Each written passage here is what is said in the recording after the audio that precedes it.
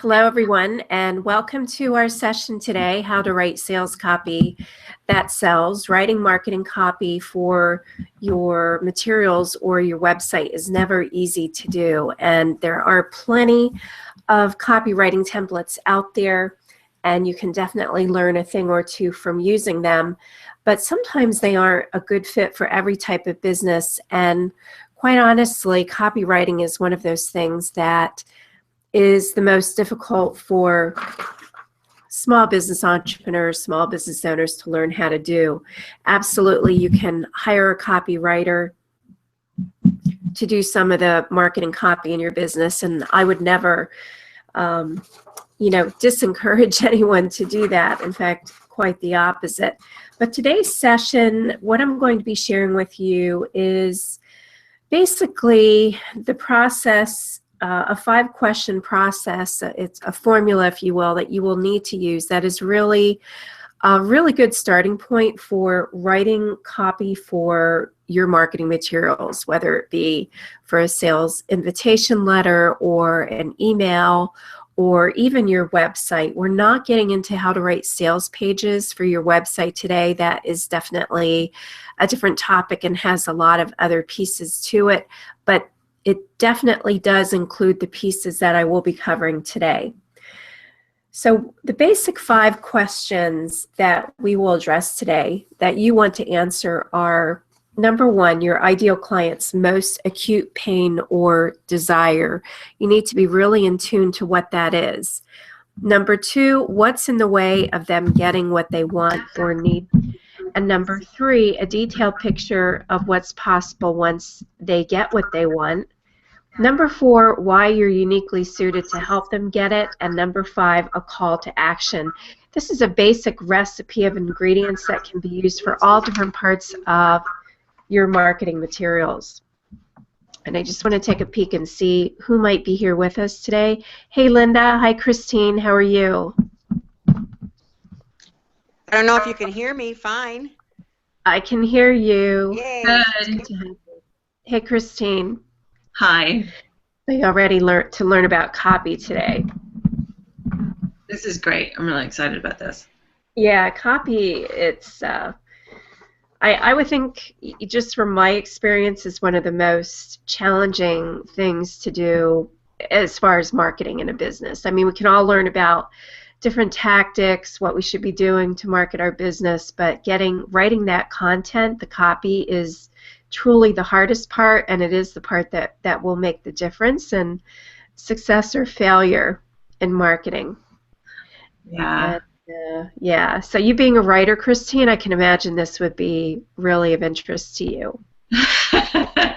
It's also, yes, it's also definitely also challenging. It's such a fine line, I feel, between persuasive and interesting enough for someone to want to stay with it, and being annoying and or pushy and or, where people just don't want to, will tune out quickly. Yeah, very quickly. We only have a few seconds to capture their attention. So I'd like to ask both of you before I get, excuse me, started into the formula is, what are your top challenges in writing any type of marketing copy, whether it be an email or some other sort of thing that you're putting together? It could be a flyer, maybe it is a sales page. So Christine, maybe you'd like to start. What are your top challenges with promoting your stuff and getting the message out there? I think that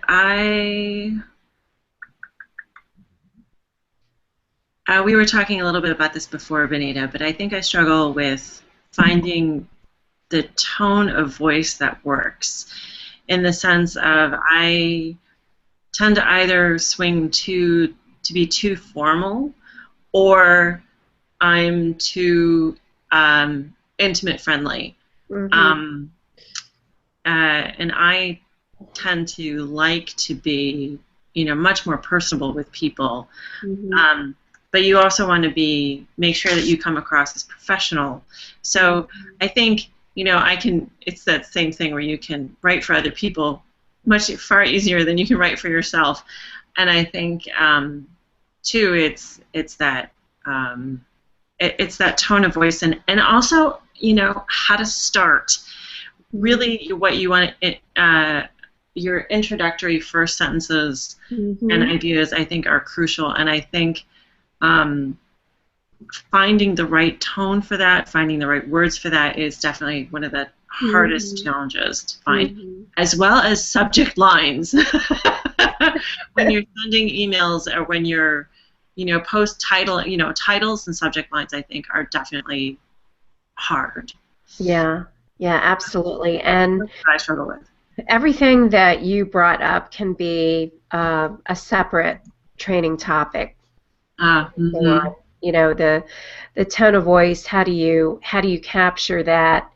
The pre-heads, the headlines, and the subheads. How do you write that? And that would be a topic that I have planned to address in a different session, which would be about sales page development. Oh, okay. Yeah, but it's still relevant. So that would be something that, you know, even if you're sending an email, you want it to be able to capture, you know, generate curiosity and capture someone's attention. The basic formula that I'm giving today would be in the body of any type of communication that you would be sending out, whether it be the body of an email. It would be in the body of a web page, you know, whether it be the home page or the about page, or even the formula that I'm giving you today can be used in a networking situation, which I'll share with you how to do that. So this is really the bones, the structure, I would say, of how to start putting together your marketing copy. And then you have all the other pieces, which would be like the headlines. You know, that's a separate piece, the tone, and we talked about that. And that's basically, if you are talking in a personal tone, that is, you're already 90% of the way there, because you do want to talk in a very personal tone to your readers. And maybe this process that we'll go through today will help you determine how much, you know, what else you need to talk about in order to come across professional. Yeah, and I think, you know, I think in some ways that's that part of what I have trouble with in terms of marketing messaging and language is something that I think I have trouble articulating. So I really think that what we're going to do today is really going to help me to I think it will. Be able to discern and be able to even speak to what I have trouble with. So maybe that's more of my answer. Yeah, and it's not the complete picture.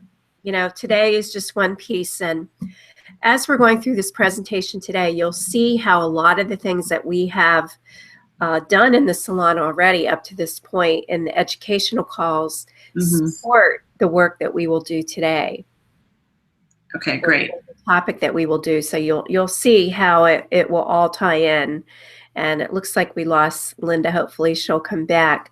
So what I'm going to do is I'll get into the presentation, and as I'm going through it, definitely speak up if I'm like on a slide, speak up if you have a question, and of course I'll check back periodically with you and whoever's on the call so that we can deliver this content in a way that is beneficial to you, which I know it will be. But you know, copy, you're a writer, Christine, so you know writing is, it's not just an hour lesson and you know how to do it. No, definitely. It's an ongoing skill. Exactly. Hey, Linda, welcome back. Deliver this content in a way that is beneficial to you, which I know it will be, but you know, copy. It sounds like she's behind. So I'm going to get going, Christine, okay? Not just an hour lesson. Yep. All right. I'm here, I think. It froze up before. Sorry. Hey, Linda. How you doing? It's good to have you back. So I asked Christine this question, and I'll ask you, what are your challenges with writing marketing copy for your business? Trying to avoid sounding salesy. Being conversational, sharing information, encouraging people to take a look at things without seeming like you're just constantly trying to sell them something. Mm-hmm. Yeah, how can I help you type of thing. And Mm-hmm. The process that we're going to use today, I think, will definitely help you, because just where we're going to focus on these different pieces and tell a story and talk to the pain or the problem that someone is having in regards to our products and services. So as I mentioned to Christine, as I'm going through this, if you have questions, please, feel free to just interrupt me and speak. And I'll be going into presentation mode very shortly with bringing the PowerPoint up. But again, just interrupt me, because I want to make sure that you walk away from this session today really having some good tools how to move forward with developing better marketing copy in your business.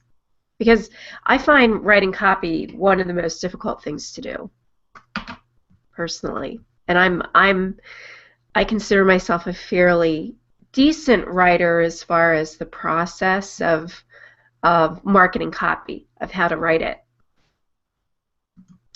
All right, so let me share our presentation. Okay, so our presentation today is how to write sales copy that sells. The first thing that you will want to know about your ideal clients is, what is their number one burning desire or problem as it relates to your product or service? And sometimes this isn't always crystal clear, because our clients have numerous problems. So the best way to find out what this is, and we've talked about this before, so this is really nothing new, but it's to ask them. It's to call people up who are your current clients and find out why they bought your product or service. What was the problem that they were having? If you're out networking, it's an opportunity to ask people what is their burning desire or problem as it relates to your service. If you're out speaking or making a presentation somewhere, it's a perfect opportunity, once again, to ask people what are their problems. It's really important that we know this so that we can speak to it. And I know it seems kind of obvious, but many times what we're doing in our marketing is we're talking about a problem that really isn't the biggest stone in their shoe, per se. We might be talking about a problem that is maybe their second, third, or fourth priority, or it could be that we are talking about a problem that is much deeper than where our prospects figure they are, and they don't even recognize that problem. So in other words, we're talking about a problem that may be 3 or 4 or 5 layers deep instead of the first layer. So an example of that is, if I'm thinking about a deep layer, it would be transform your life so that you are joyful all the time. Most people aren't walking around saying, I will transform my life and be joyful all the time. They're thinking about what is that problem that is causing them not to be joyful. So what I'm going to introduce to you today are a formula, and it's going to be in the format of 5 questions. And before you write one word of marketing copy, you must first know your objective. What is it that you want to accomplish with that email that you're sending, or that sales letter that you're going to write and invite people to participate in a program, or that promotion that you're putting together. So know your objective. The second thing is to know your target audience. This is absolutely crucial. Who are you going to be writing this message to in your marketing copy? The third thing is know your product or service that you are selling, what the features, what the benefits are, and we'll go through each of these individually in more detail to give you some additional explanation about what they're all about. The first thing, know your objective, which is all about what are you trying to accomplish with any of your marketing pieces that you are putting out there in the world to your target market. Hey, Benita. Yes? Sorry to interrupt, but your PowerPoint, it isn't moving At least Oh, it isn't? mm-mm. Okay. Let me try something There different. we go. Okay, I guess I can't have it in presentation mode. No. All right. Okay. So thank you for letting me know that, Christine. I appreciate it. No problem. So you can see it now, right? Know your objective? Yes. Thank you. Okay. All right. So know what you are trying to accomplish with your marketing piece and the response that you're trying to get. It could be that you are selling something, that you have some jewelry to sell, you have a sale, you have an offer. It could be that you want to send people to your website to opt into your newsletter. It could be that you are generating leads either on your website or when you're out and about networking or giving a presentation. So really important to know, of course, what your objective is so that you, when you in your call to action, that it is appropriately asking people to take some sort of action. The second thing is to, of course, know your target audience, and this is nothing new. You're very familiar with this. It will be a lot easier to write your marketing copy if you know specifically who you are writing to. And just to give you a little bit of a tip here, as you're writing your marketing copy, what really helps, what I have found, is to think about a specific person. It could be a client that you've worked with in the past. It could be someone you know who you'd like to work with, who fits your ideal client criteria. It's much easier to write when you are thinking about this specific person as you are writing your copy. So just keep that in mind. Instead of thinking, I'm looking for, say, women who want to buy better jewelry than what they're used to buying, think of a specific client who fits your ideal client profile, who has bought your jewelry, Linda, and then write to her as if you're speaking to her, as if she's sitting across the table from you, and that will help you adopt a very personal tone. And Christine, this also speaks to your question about how do I not come across as too professional. Write as if you would be sitting across from someone speaking to them. I love this. This is so great. Mm-hmm. This is great. Yeah. Yeah, and that's like the best tip I can give you about that, because then that avoids copy from coming across as too salesy, too professional. And Linda, you were concerned about too salesy. If it's not something that you would say directly sitting across from someone, then it's probably not appropriate to write. So for example, I know years ago a lot of copy is hype. It's very hypey, especially online. So would you sit across from someone and say, you can skyrocket your sales 2,000%? Probably not. So that would be a good indication that it's too salesy. So I have an example here of a target audience, and an example is maybe what you have to sell is a night out in the town. Maybe it's a package, and this is a fictitious example. You have a package where it's like a dinner and a show type of date. So your target audience really could be many things. It could be singles looking to hook up. Well, then it probably wouldn't be a dinner and a show. It would probably be, bar hopping or going from club to club. Your target audience could be couples looking for a romantic evening, or maybe it's people who are really stressed and they just need some rest and relaxation. So that might look very different for all of those audiences. So I'm going to ask each of you to chime in here. If you're selling a night out in the town, what might that look like if you're selling to singles? What might the activities be? And what might you say? Just off the top of your head to attract that audience. A safe way to meet other like-minded people. Okay. Christine, what might you say for singles looking to hook up? I would say gathering in interesting, I would say, let's see, something like gathering an interesting cultural or and or comfortable settings. Okay. Wow, you both are very conservative. Yeah. I would probably say something like, just to show you how the audiences can be so different even with singles, I'd say more specifically, I might target my message to men. Hey, find, sexy women ready to romp, something like that. I guess it shows how I'm sick of being marketed to. But you see, even with that category of singles, we each came up with 3 very different messages. Right. And 3 different profiles of person who we could be marketing to. And it could make a difference what's been happening recently, maybe in the location of your target market. Yes. So yes. like I mentioned safety because that's been a concern in Madison lately with some like date issues and so on. Yeah, exactly. So, whatever's going on in your geographic area and your geographic location.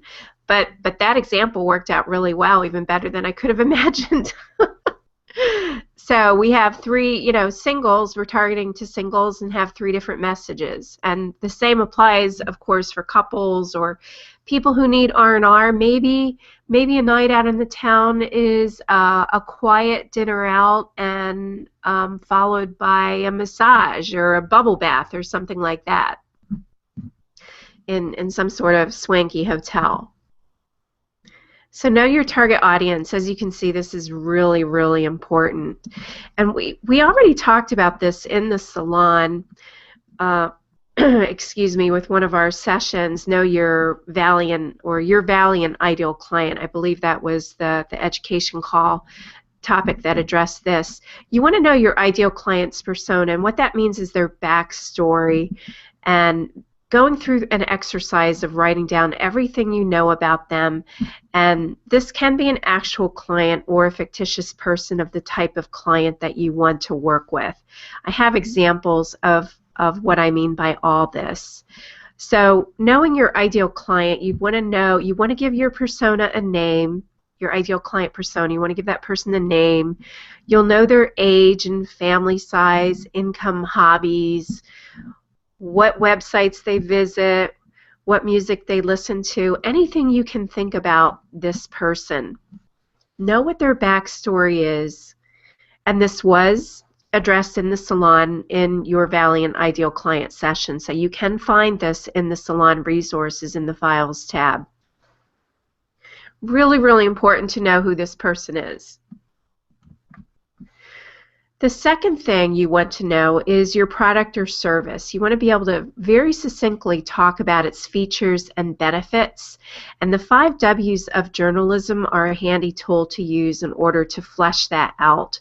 The what, why, where, when, who, how. And I have some examples of questions as you're fleshing out what your product or service is, typical questions that you can ask. What is it that you're selling? What is it made of? How did it come to be developed? What problem does it solve?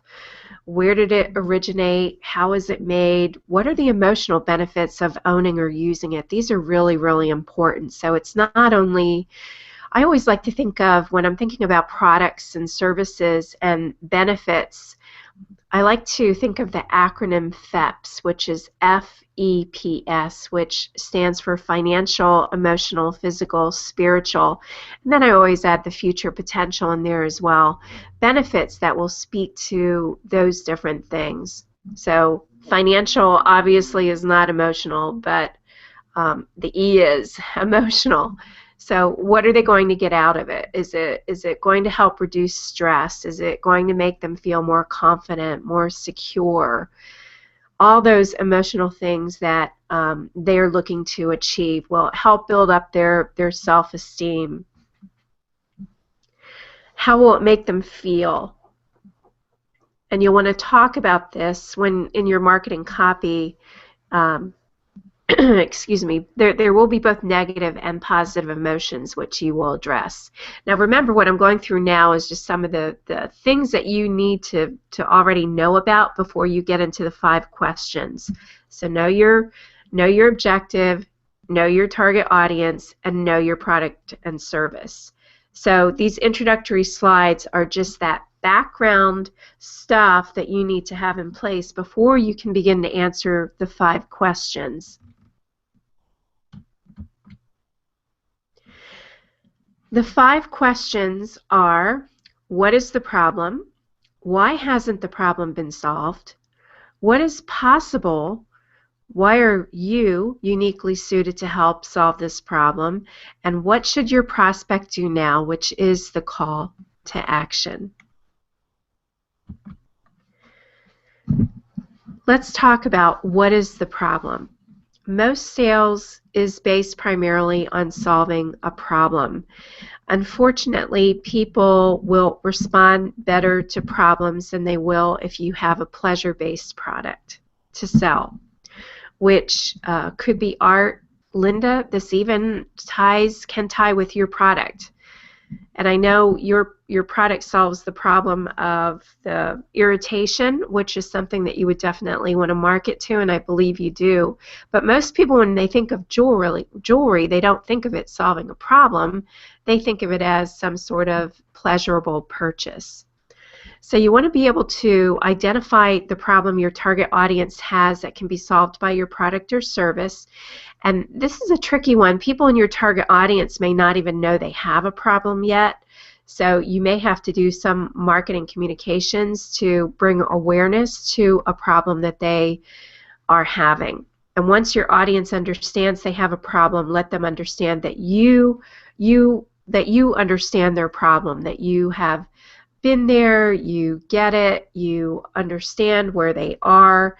And part of this is communicated in the stories, and we even had a salon educational call, Highlight the Flair of Your Brand, where you created your story, which is where we address this. It's that hero's journey, that this is where I was, this is what I went through, and this is how I came out of this situation and solved my problem, and here I am today.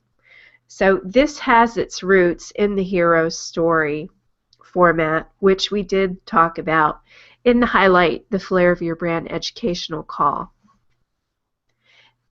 Excuse me, and this is how you communicate that you understand their problem.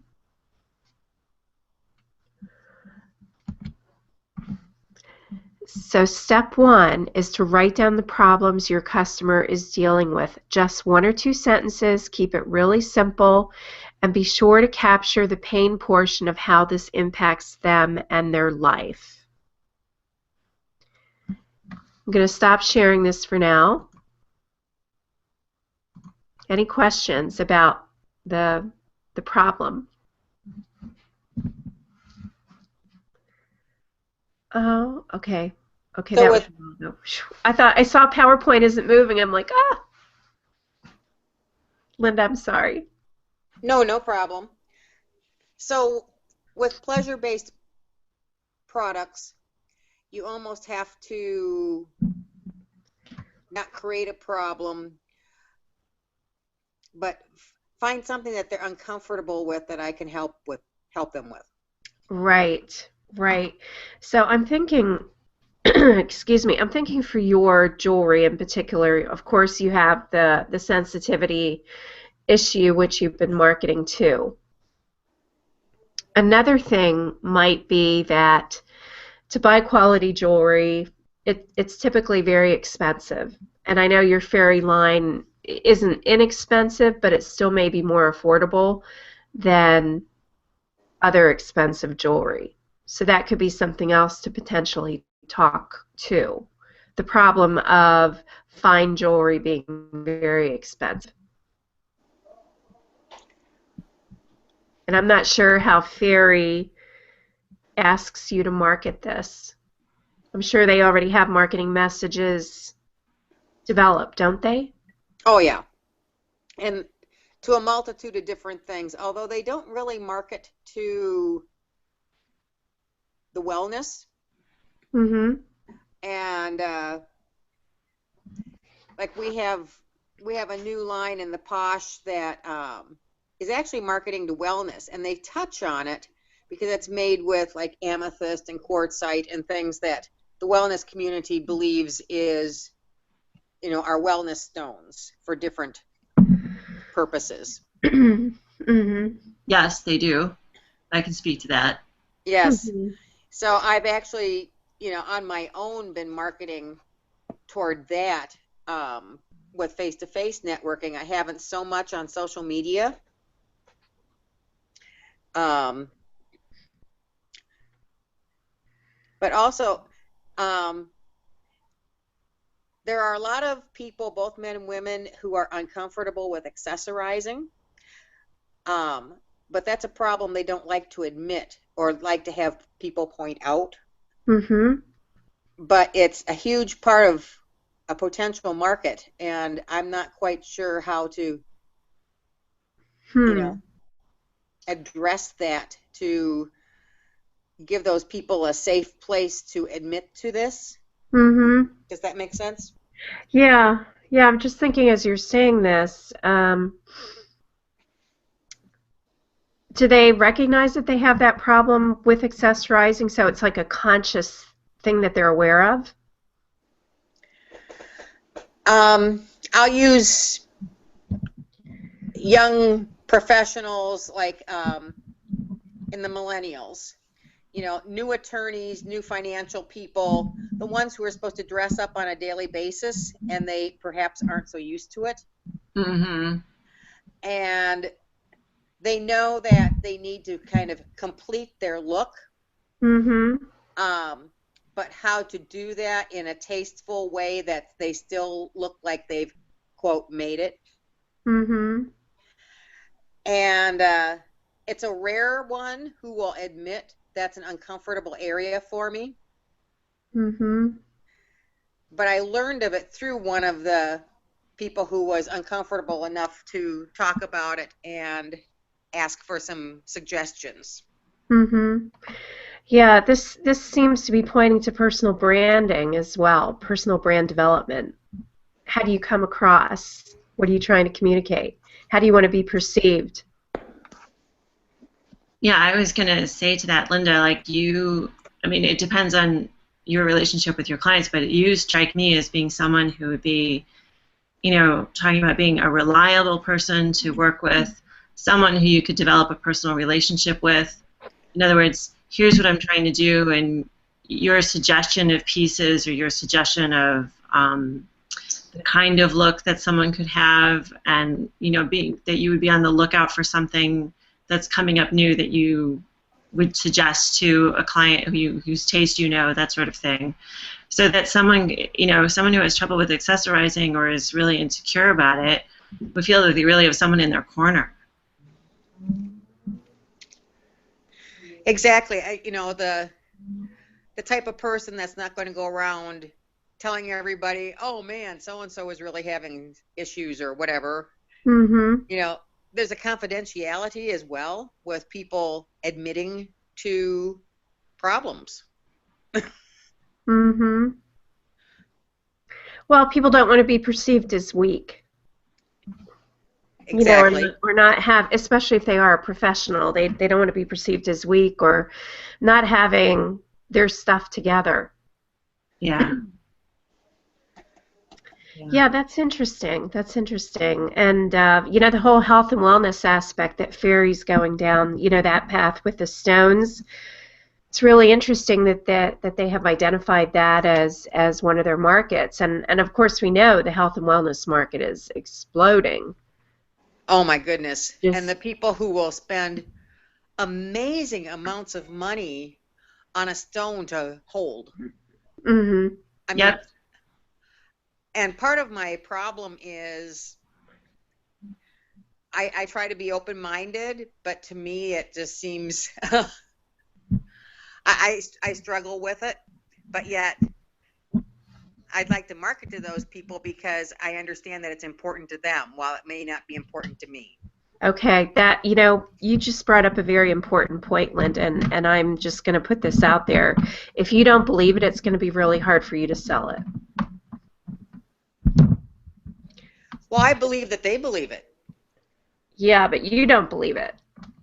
So we have to have like 100% absolute faith in our products and believe that message that we're putting out there in order for it to just come across and be received very well. Because part of it too is enthusiasm.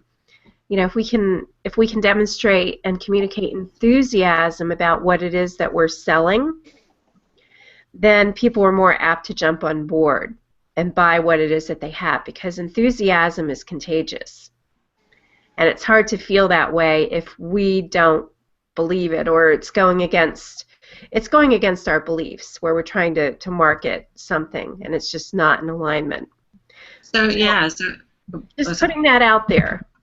So Benita and Linda, forgive me, but so what I'm getting then is that Linda's maybe ideal millennial or young person is someone who is not so into the wellness aspect, but just simply loves the jewelry and actually can find a vendor where it's not all about the metaphysical aspects of amethyst or citrine or whatever it is, that you have straightforward, beautiful jewelry. Yes, you can have those stones, but you have them because of the color and they match your outfit more than anything else.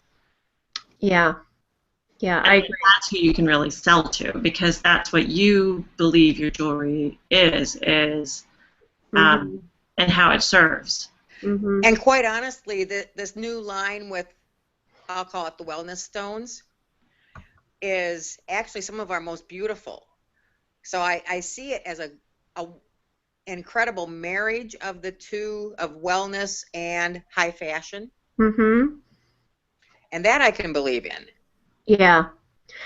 Yeah, I think Christine pointed out something really important for you, Linda, that to focus on the beauty of the jewelry and targeting your professionals rather than trying to create these marketing messages for the health and wellness market and those metaphysical properties, because you know, you don't believe it, you don't buy in it, so, and that's going to come across. But the beauty, that's something that you can stand behind and get excited about.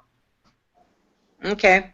Because because I'm in that, definitely in the circles of those wellness type folks, and they'll know within seconds that you don't really believe what you're saying about the crystals and the amethyst, and they're going to walk right away from you.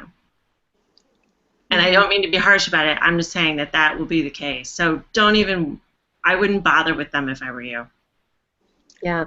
Don't even bother with that marketing message. Right. Don't try to get that audience so directly yourself. Because there are plenty of people who don't want to work with, who don't care or who also don't believe in the wellness aspect of the stones. And they are, I think, in some ways, I think they're looking for people who think like them, and who are not into all the foof of it, as some people would see it. Well, this is really interesting, and we'll just take another minute or two on this topic.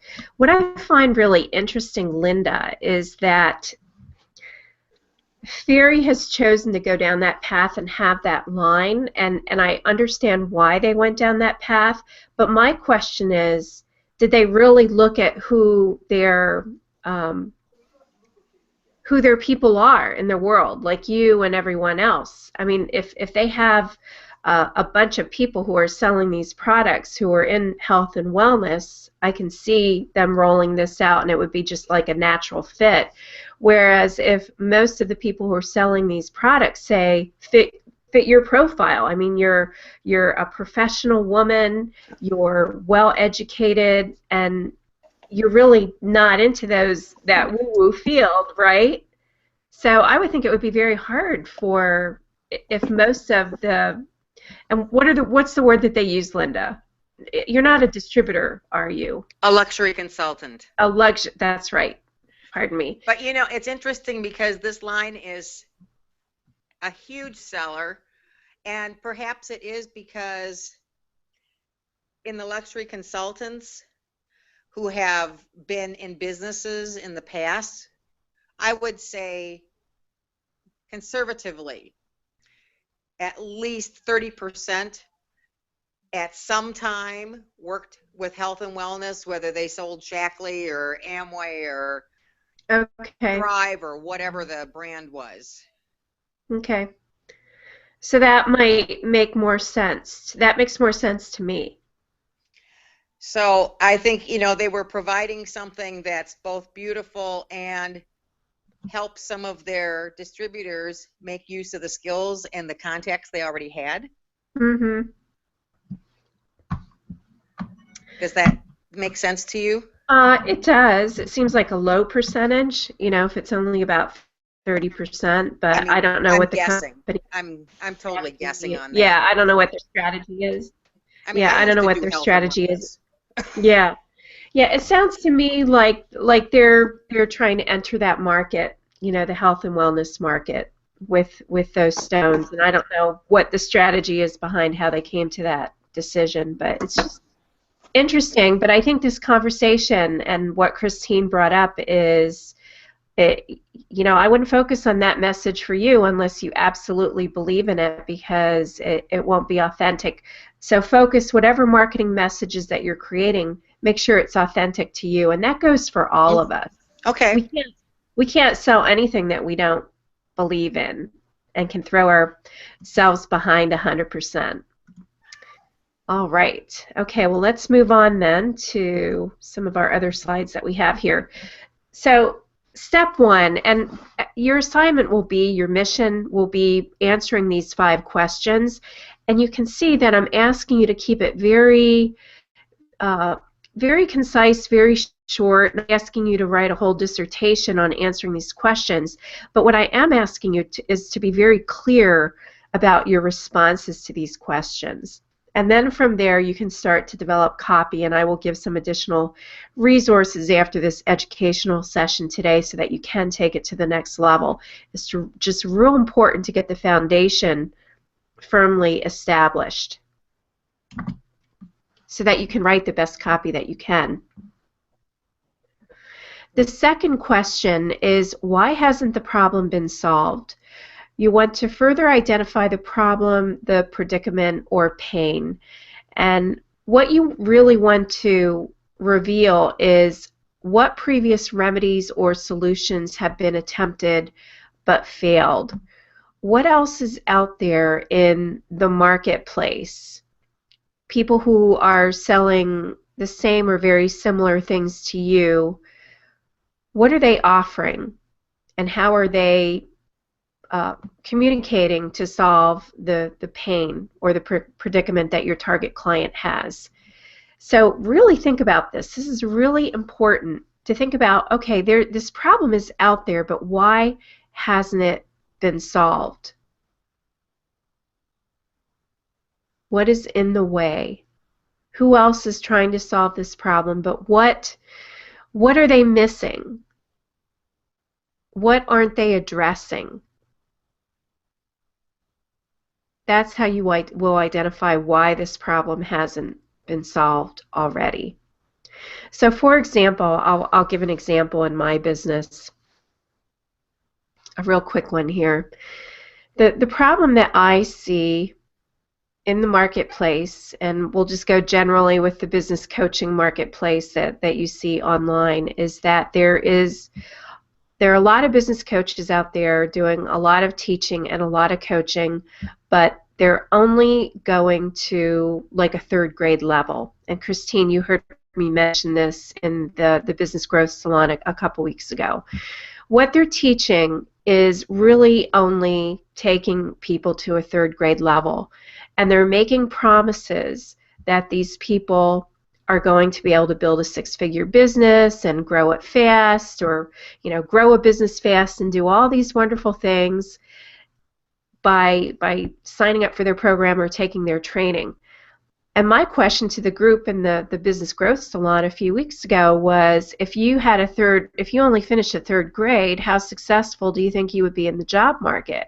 And everyone emphatically, immediately was like, no, it wouldn't work. Well, it's the same way in business. You can't be taught things to a 3rd grade level and expect to compete in the marketplace and be successful. So that is the problem. That's the problem that I have identified, is a lot of the information out there, a lot of the trainings are very, very basic, and they really aren't moving the needle and getting people to be very successful at all in business. So that is the problem that I have identified. And that is what I'm speaking to in my marketing. I've spoken to that for the Business Growth Salon.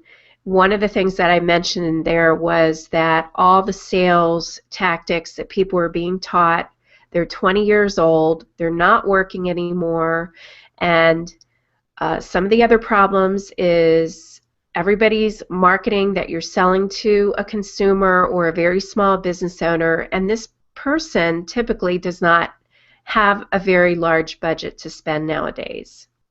So that's a problem, and nobody else is talking to this. So that's why thinking about a corporate client or a client that has more money to spend is the way to go in today's marketplace and forward. So and no one else has those skills out there. Most of all the other business coaches out there selling have never sold to corporate. They're teaching you how to sell to consumers who has limited pocketbooks, limited budget, and guess what that's going to do for us? So that is the problem that I have identified. So step 2 for you is write down the reasons why the problem continues, persists, or lingers. What is wrong? What is not being addressed? What are people missing? And you can see part of this might even speak to problems that your client or your customer may not even be aware of. Pardon me. For example, when I mentioned that most of what you're being taught out there is how to sell to consumers, basically, or solo entrepreneurs, and you're being told you're going to be able to make lots of money fast in 6 figures. It's not true. It's not true. And people may not have realized this until this was mentioned in some marketing copy. Another thing is the economy. The economy has been very slow growing. Household incomes are still below 2008 levels, pre-2008 levels, or at 2008 levels. So I'm communicating things that people may not know is a problem, and they're just becoming aware of it. Okay, I'm going to stop sharing and just talk about this for a minute with you. Anybody want to comment on what they think is the unidentified problem in their marketplace that no one else is talking about? Everyone else is missing. I think for me, in terms of selling, that I definitely need to do research in terms of what might be missing for someone when selling to corporate or to large companies. But in terms of individuals and small companies, it's Linda, it actually speaks to what you were talking about, where it's an unspoken, they don't want to admit it aspect. They feel really insecure about grammar, they feel really insecure about punctuation, and then they're embarrassed to ask for help, I think. Or they think they know it and they don't need help. Yeah. That it will fly, and that it doesn't have an impact on how they're perceived. So it's kind of 3 things. But in terms of selling to corporate or to publishers, to large companies, I don't know what that pain point is, and I would definitely need to find out. Yeah, you definitely want to do that if that is one of your targets, to sell to corporate, which, Christine, I would encourage you to definitely consider that. Yeah. Rather than just get caught up in the solo entrepreneur market. Oh, definitely. I want to. And because I would really like, when I think of corporate, I have to shift it in my mind and think, okay, I want to work for like National Geographic. I want to work for Nova. I want to work for museums. I want to work for publishers. And all that really is corporate dollars. And so really who I'm marketing to and people who are in that are also, you know, more straightforward business people, and so being able to speak, you know, professionally to those folks. Absolutely, absolutely. So I'm so happy that you're thinking big. I am. I'm excited about it too. Yeah, Really thinking big now at this stage in your business development, rather than thinking that you have to start low and sell to a you know, very small market first, you know, small budget market first before you can graduate to that. Yeah. Yeah, so happy. So Thank you. you're welcome. All right, let me get back to sharing this PowerPoint. Okay. All right. So that is step 2. Very, very important. Step 3, or question 3, is what is possible, and this is where possibility thinking enters the picture here. What would happen if this problem were solved? Set the stage for what life could be like once this problem goes away and this predicament is eliminated. People like to dream, and they really need to connect with this, because this is where all the good feelings and the good emotions will be felt. We want to take that person from recognizing what their problem or pain is and why it hasn't been solved to this possibility thinking, because this will engage emotions, positive emotions, and thinking about what life will be like once this problem goes away. And just a tip here, go beyond stating the obvious. The pain in your lower back will disappear, is the example that I've given. You want to draw a picture of what is possible once the pain is gone.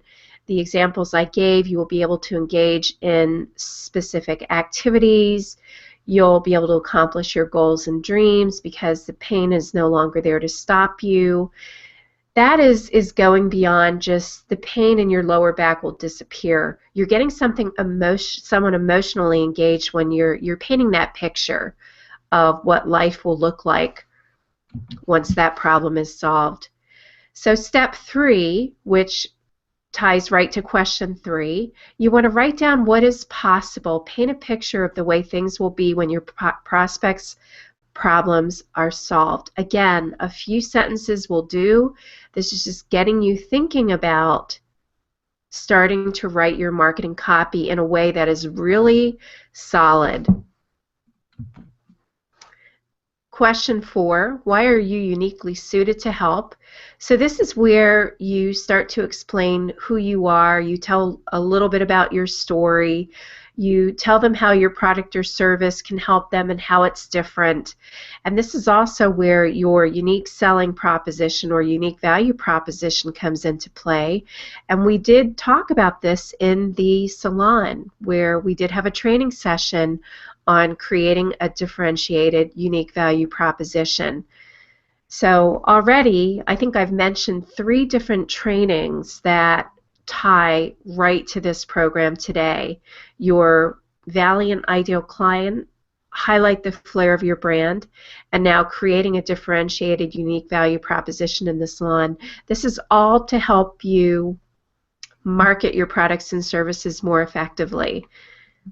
And it does come down to the communication piece of it, communicating how what you offer is better and different and emotionally engaging your prospects in your marketing, so that not only do you get noticed, but they see how you're different and how you can help them. So why are you uniquely suited to help? So write a few sentences about what differentiates your product or service. Present just the substance, not the details. I'm trying to keep this very simple for you to get that framework created, that strong foundation for your marketing communications. And then step 5, and then we'll take some questions. What should your prospect do now? This is the call to action. If you answered the first 4 questions and established your objectives at the very beginning, and you know who your target market is and what product and service you're selling, you already know what the answer to this question is. So this is where you're simply telling your audience what you want them to do. Do you want them to sign up for your program? Do you want them to pick up the phone and call you, or stop in at your store? Do you want them to register for a workshop or attend a certain event, or opt into your website, or even buy what you're selling if you're marketing something that is a paid-for product or service? Step 5 is state clearly what you want your prospect to do. This is the call to action. So with this, you have the recipe, you have the formula for building really any marketing message. And even with what you have learned today, you can make some sales using this formula that I've outlined for you. I have an example for how to use this in real life with networking, this formula. So what I've basically done is just, someone's out networking, this person's name is Roberta, and they met a prospect. So if you're networking, the prospect, you know, when you're meeting people, one of the first questions people always ask is, well, what do you do? Tell me, you know, what do you do? What kind of work do you do? In this example, this person, she says she's a personal development coach. And the prospect says, oh, you know, what exactly is that? Or how do you help people? And Roberta, who's the personal development coach, can get into, instead of just telling someone what she does, she can start asking some questions. Are there 3 things you'd like to accomplish in your life right now that for some other reason you haven't been able to accomplish yet? And most people will say, sure, I can think of, you know, a couple, 1 or 2, whatever it might be. Why do you think you haven't been able to accomplish them? And the prospect will answer, and these answers will vary from person to person. And Roberta, what if you were able to eliminate them or overcome these challenges? And again, the prospect answers may vary. So you can see basically what this person is doing, and this isn't perfect language, but what she's basically doing is she's communicating, she's revealing not only what a person's problems are and what their specific challenges are in solving a problem, but she's communicating that she has a solution to help them. And at some point, she's going to ask this person to schedule a 15-minute consultation and maybe even visit her website and download a free resource. So you can see how this process really can be used in a networking situation, and you would definitely want to tailor it to your particular product or service and tailor the questions in a way that you feel very comfortable in talking about them. But this is really great because this can help you generate leads, possibly more leads from your networking events. So your networking assignment will be outline your networking strategy using the above as a model. If it's something that you want to do, I'm just giving you an immediate way how this framework can really help you in real life immediately.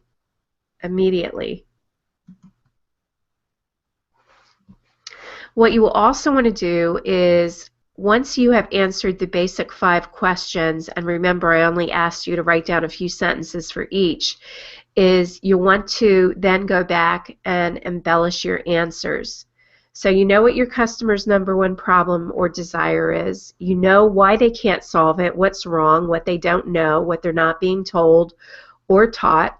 You're painting a picture of the world, what it will be like when they solve the problem. You're getting them emotionally engaged here, and what's different in their life when their problem is solved, and you have a call to action. You're asking them to do something. You want to expand on all this by adding appropriate stories, metaphors, emotional pulls, and other flourishes as appropriate. And here's what you're looking for. You're looking for ideas to help you illustrate your point. So I've given you some examples. You can choose 1 or 2 compelling client stories that fit the outline of the formula, and these will be case studies. This is the problem that my client had. This is what their challenges were. These are the actions that they took, and these are the results that they got. That's that PAR formula, problem, action, result. You can also tie to testimonials and survey results where you have qualitative or quantitative data that you've collected over the years. And if you don't have any hard evidence, you can look at secondary sources, things that are published, industry surveys or other surveys that have been done that can help demonstrate the quantifiable or qualitative results of what you do. And you really only need 2 or 3 of these pieces to begin. You don't need, like if you've been on any websites, you'll see there's 10, 20, 30 testimonials. You don't need that. You only need 2 or 3 pieces to begin. Where you can use the marketing messages with the 5-question formula that I've given you today, you can use it in networking to generate leads. It can be used on your website, in your home page, about page, contact page, your products and services page, of course. If you're writing a blog post, you can actually follow that formula to write a blog post. It could be a sales invitation letter where you're inviting someone to partake in a program or a workshop or seminar, whatever it is that you're offering. You could even abbreviate it for emails if you're sending email promotions about something that you're selling. A next step way to use this information is to develop a sales page for the web. And this is a much more complicated process than I could get into today. So we will do that at some future point in the salon where we will get into how to create sales pages. Basically today, what I wanted you to learn was this basic formula that you can use to write any type of marketing copy and use it in a way that you could write a sales invitation letter or craft some emails or even use it in networking. That was really the primary, the way this program was built today. It wasn't how to write web sales pages, but you can definitely use this formula for all those things that I have outlined. So your mission is to answer the 5 questions in the formula given. So I will post this PowerPoint. The 5 questions are in the PowerPoint. I will also create a quick handout where these questions are outlined for you. And then if you want to do this, you can review any relevant trainings in the salon, highlight the flair of your brand, your Valiant Ideal Client, creating your unique value proposition. Those were a few that I mentioned. And then post your answers to the 5 questions in the salon no later than Monday, March 28th, 5:00 p.m., of course, to be entered in a drawing to win a prize. So I would be really, really thrilled if someone would post these answers to the questions, because we all have something to sell. You know, we all have something to sell, and this formula is completely applicable if you will be marketing and promoting your services. So any questions, comments about this content? I tried to keep it really simple and doable in getting you started writing copy. I know, I appreciate it. Thank you for all this, Benita. I think I have so much I have to think about and walk away with right now. I don't think I have any questions right at the moment. I just have a lot of okay. It's starting to all come together for me. And Yeah. I mean, I have a lot to process is what I mean. Yeah. And it is a lot to process, and you know, I went through it and I'm like, you know, these 5 questions, the 5 questions in the assignment that I've given you seems really simple. You know, write a couple sentences, but you're right, there is a lot of thought that goes behind it. Yeah, and it's also just what you said. For me, it's definitely going to be about going back and looking at the other sessions in the salon and putting those together. But what I really appreciate is seeing how much, you know, although you said it at the time, for each one of those, about how each of those other sessions apply to writing copy and selling and how to speak about yourself. You know, again, it's one of those moments where you see it coming together and seeing how it's effective. It's really helpful. Yeah, you're welcome, because we're talking about our ideal client, and we need to understand that person very thoroughly. So that's where the Your Valiant Ideal Client session comes into play. We also need to know our story and our journey and why we're doing what we do, and what's the reason behind that. You know, there's a problem in the marketplace that isn't being solved. Ideally, if we have something unique to sell, if we're trying to sell the same thing as everyone else, well then that's where we sound like everyone else. And we're not differentiated. So that's where the highlight, the flair of your brand comes into play. What's your story? Why are you doing, you know, what you do? And then the unique value proposition or unique selling proposition is all about your competitive advantage. How are you different? Right. And communicating that. So yeah, all these pieces come together, and they have to be figured out before we can even start to write copy. And that is why marketing copy, people's marketing falls flat so often, is because they just don't have all these pieces in place. That makes a lot of sense. And one of the things that came clear to me through this is that I need to find out more about that. I realize I think I know what the pain points are for our clients, but I realize I need to do some more research. And ask more questions, delve in a little, dig a little deeper, and really find out what, specifically to what the emotional blocks are. Definitely, definitely.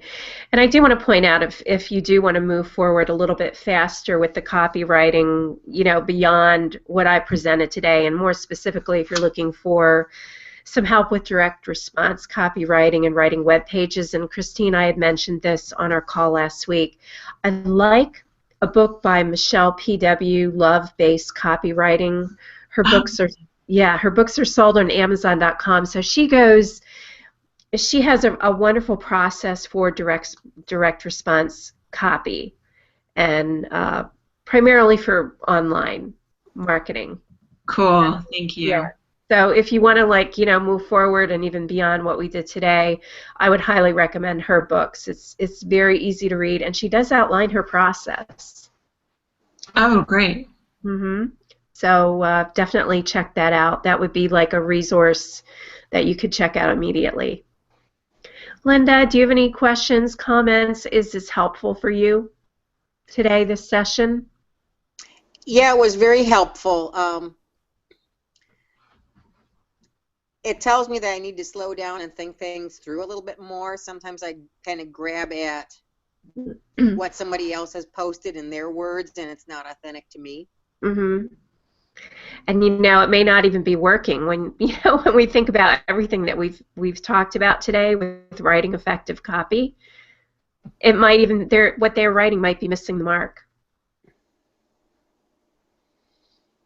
Well, I see things posted from like other consultants or whatever, and if it's getting a lot of attention, you know, I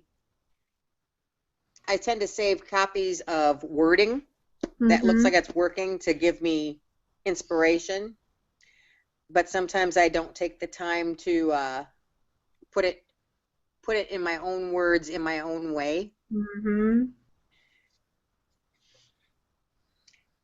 I just need to schedule myself so I can make it authentic to me. Wonderful. I like that breakthrough in thinking, that realization. All right. Well, I really appreciate you attending this session today, both Christine and Linda. Really appreciate that. And what I will do is I will post the resources in the salon so that it is available to you, and you can get started on your mission. And I wish you, of course, the best of success in writing your copy. And you know, this is a great topic. It really is, and so many pieces are coming together of things that we've worked on in the salon to help you write better copy that is authentic to you, but copy that also will connect with your ideal client and get a response. That's what it's all about. Great, thank you. All right, you're welcome. Thanks so much. Yes, you're welcome. Have a wonderful day. I'll see you in the salon, okay? Great. Thanks, Benita. Bye. So long.